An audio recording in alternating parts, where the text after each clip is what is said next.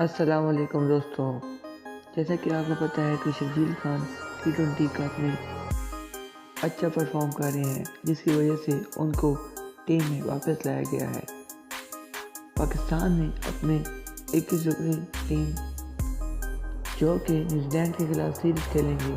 وہ سکور انہوں نے فائنل کر دی ہے، لیکن یہ سکور حتمی نہیں ہے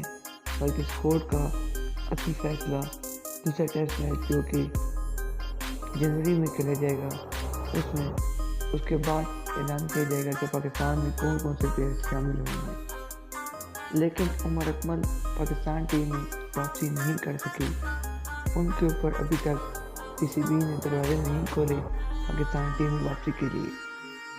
لیکن شرجیل خان کو ممکنہ طور پر اسکواڈ میں شامل کیا گیا ہے، جو کہ پاکستان کے ممکنہ 21 کھلاڑی ہیں، ان میں شرجیل خان کا نام بھی آیا ہے۔ شرجیل خان نے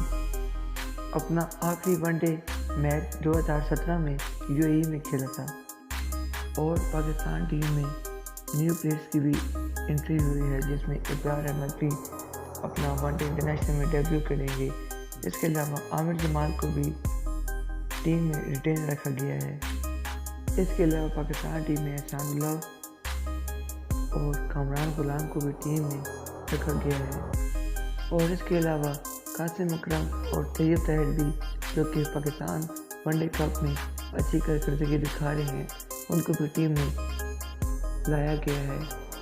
اگر پاکستان ٹیم کی اسکواڈ میں دیکھا جائے تو بابر اعظم، احسان اللہ، محمد نواز، سلمان علی آغا، شان مسعود، محمد وسیم جونیئر، محمد حارث، محمد رضوان، عبداللہ شفیق، حارث رؤف، نسیم شاہ، شاداب خان، امام الحق، شرجیل خان، ابرار احمد، حسن علی، کامران غلام، قاسم اکرم، شاہ نواز دانی اور طیب طاہر کو پاکستان ٹیم کے اسکواڈ میں شامل کیا گیا ہے۔